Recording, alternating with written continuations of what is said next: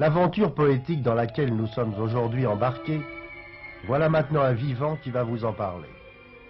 Jacques Bergier, spécialiste de physique nucléaire, certificat de service exceptionnel délivré par le président Truman, décoré par la France, décoré par la Russie, membre de l'Académie des sciences de New York, savant, vulgarisateur, poète, expert en réalité, parce que la réalité est fantastique. Jacques Bergier, depuis 5 ou 6 ans que nous travaillons ensemble, je crois, vous n'avez jamais cessé de m'étonner par l'étendue et par la variété de vos connaissances. Vous êtes la plus grosse tête chercheuse que j'ai jamais rencontrée. Et des savants, des philosophes, des journalistes, des vulgarisateurs font appel constamment à l'énorme bibliothèque qu'il y a dans votre crâne. Pour enfoncer dans le texte, nous aussi, nous voudrions faire appel à vous. La question, notre question est celle-ci. Sommes-nous les seuls, nous autres terriens, à hanter l'univers? Sommes-nous les seules intelligences dans le cosmos? Une question préalable. Les Russes et les Américains sont-ils les seuls à pouvoir explorer l'univers? La France va rentrer en scène à l'acte 2 du grand drame astronautique. Les fusées, à mon avis, ont fait leur temps, ont atteint les limites de leurs possibilités. Elles sont trop lourdes, trop encombrantes, trop difficiles à manipuler. Elles subiront les mêmes sorts que les dirigeables. Il fut un temps où les dirigeables étaient le seul moyen de la conquête de l'air, où l'Allemagne mesurait sa puissance au nombre de ces pleins énormes dirigeables lourds qu'elle avait. Tout cela est passé. Pendant la guerre de 14-18, l'avion a chassé les dirigeables du ciel. C'est avec l'avion que Mermoz a franchi la cordillère des Andes. C'est un avion que Lindbergh a franchi l'Atlantique. Actuellement, on ne voyage plus dans les airs qu'un avion. La même chose attend la fusée. Des machines plus souples, utilisant l'électromagnétisme ou l'antigravitation, vont la remplacer. Et là, la France a un rôle extrêmement important à jouer. Pourquoi les Français ont avancé leurs recherches sur l'antigravitation? Oui, ils sont très nettement en avance sur le reste du monde. C'est ce qui s'est dégagé de la conférence qui a eu lieu cet été sur ces sujets à Royaumont. On a en France pas mal de résultats expérimentaux et on approche de l'invention d'une espèce de dynamo qui transformerait non plus les mouvements en électricité, mais les mouvements en électricité, puis en magnétisme, puis en antigravitation. Bergier, il y a un propos que l'on entend souvent, même parmi les intellectuels, même parmi les poètes. À quoi ça sert-il d'espérer voyager dans les astres? Restons sur la Terre, c'est beaucoup plus intéressant. Je ne suis pas de cet avis. Je pense que le voyage dans l'espace a l'énorme intérêt de pouvoir nous apprendre avec certitude que nous ne sommes pas seuls, qu'il existe d'autres intelligences et même d'autres humains ou humanoïdes dans le vaste univers. Il est donc pas absurde d'imaginer que sur d'autres planètes, il y a d'autres vies, peut-être d'autres hommes? À condition de ne pas penser aux planètes de notre système solaire, pas sur Vénus, pas sur Mars, pas dans la Lune, encore moins dans Jupiter ou Saturne.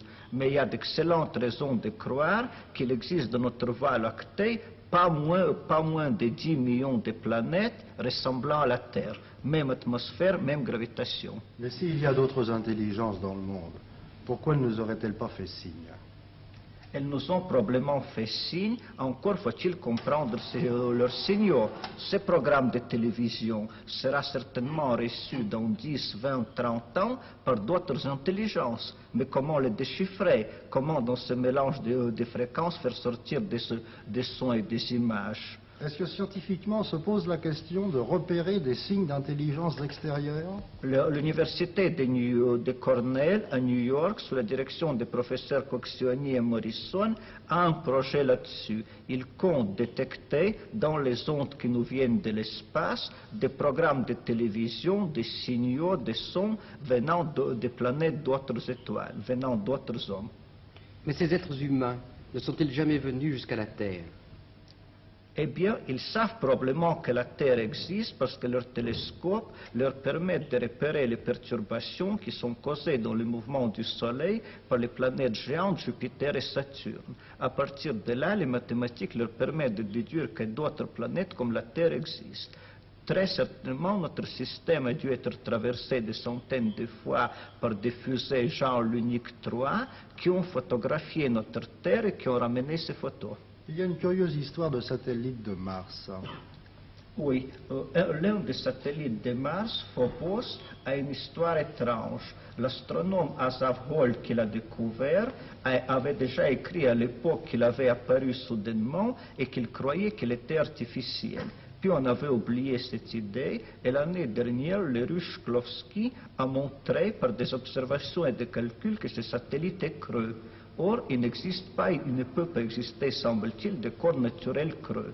On pense donc que des êtres, martiens ou autres, ou des êtres d'ailleurs installés sur Mars, ont dans un passé lointain ramené à l'orbite de Mars un astéroïde et l'ont creusé pour y faire un immense laboratoire. Vous acceptez cette éventualité? La plupart des savants l'acceptent. Le dernier qui était contre Wilkins vient d'annoncer officiellement à la BBC qu'il était d'accord. Mais si ils ont photographié la Terre, s'ils l'ont approchée, cependant, ont-ils débarqué sur notre planète? Ont-ils vécu?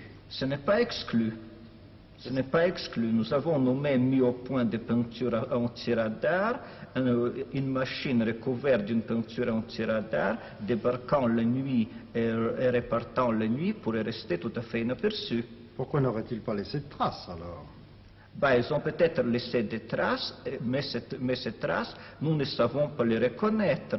Il y a les tectites, ces étranges billes de verre que l'on trouve un peu partout, notamment dans le désert du Rub Khali en Arabie, qui sont d'origine extraterrestre d'après leur composition chimique, mais qui pourtant sont en verre, qui n'ont pas l'air d'être des météorites. Maintenant, ne me faites pas dire ce que je n'ai pas dit. Je ne crois absolument pas aux soucoupes volantes.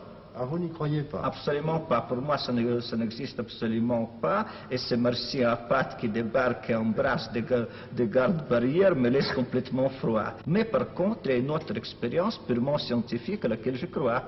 Laquelle? Eh bien, un savant allemand, le docteur Konrad Lorenz de l'université de Tübingen, s'est fait passer pour un escargot et a vécu parmi les escargots, tous les autres escargots le prenant pour un escargot. Avec des dispositifs extrêmement simples, il a appris le langage qui consiste en des mouvements des cornes, il faisait des signes, les escargots s'approchaient de lui, tournaient autour de lui ou s'éloignaient, et tous ces escargots le prenaient pour un autre escargot. Eh bien, je me pose quelquefois la question, si une intelligence en avance sur nous ne peut pas en faire autant sur nous. Après tout, la chirurgie esthétique, ça existe, l'hypnotisme, ça existe. Que peuvent devenir ces techniques dans 1 million d'années?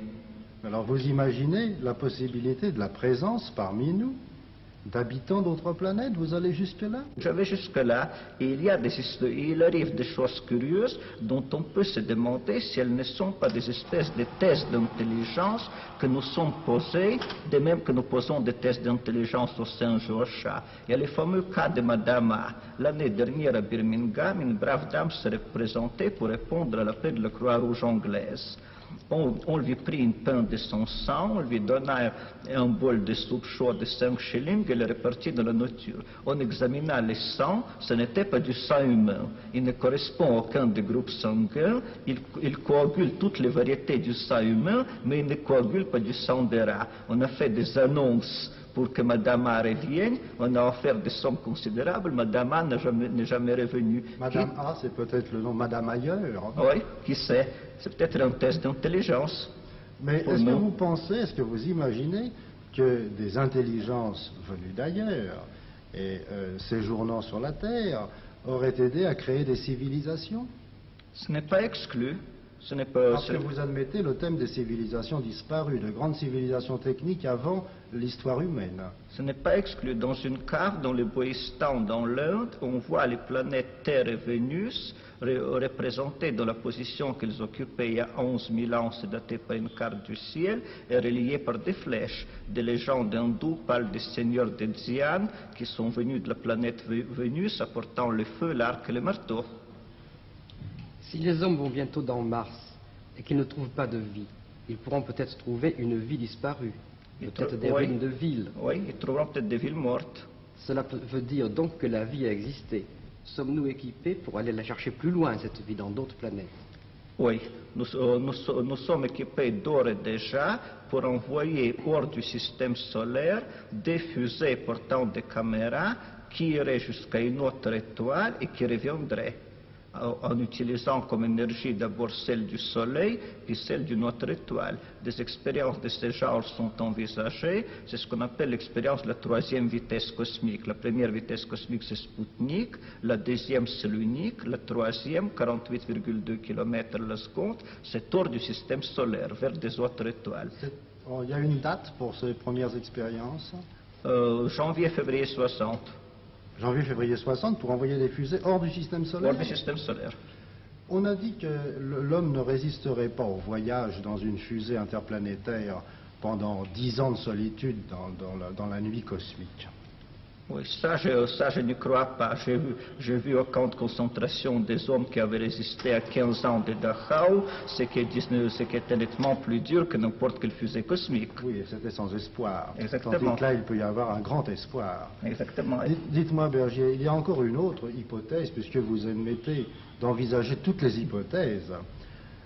On pourrait rêver aussi que la vie sur la Terre aurait été déposée par des êtres venus d'ailleurs. C'est possible également, surtout que la vie ne cesse de nous surprendre. Témoin l'extraordinaire histoire qui vient d'arriver à Los Alamos. Ils ont un réacteur, l'Oméga Ouest, qui marche à l'eau, à l'uranium et à l'eau. Il y a un mois, en les regardant au périscope, ils sont aperçus que l'eau était trouble. On l'a retirée, on l'a regardée à distance sous le microscope et la télécaméra, et bien des pneumocoques qui avaient muté et avaient donné naissance à une autre race de pneumocoques qui vivent sous des intensités de radiation fantastiques, 500 000 fois la dose mortelle par l'homme. Si une telle chose est possible, n'importe quoi est possible. En tout cas, on paraît avoir démontré de la façon la plus scientifique que nous sommes nés d'un bombardement stellaire. La disparition des dinosaures, on l'a établi maintenant avec une quasi-certitude, est due au bombardement produit par une étoile nouvelle qui s'est produite il y a des milliards d'années, mais dont on a retrouvé la trace dans le ciel. Nous sommes les fils de cette étoile. Les mutations produites par ce bombardement, dont on connaît maintenant l'origine avec certitude, ont tué les dinosaures et nous ont créés. Nous sommes les fils d'une étoile, c'est une parole merveilleuse. Oui, et peut-être cette étoile était-elle manipulée par des intelligences, qui sait? Ça me rappelle une très très belle parole de notre ami, le biologiste Loren Nestlé. Le professeur Columbia. Qui est professeur à Columbia, et qui dans son dernier livre ose dire, lui aussi, sommes-nous venus d'ailleurs et sommes-nous en train de nous préparer à rentrer chez nous à l'aide de nos instruments?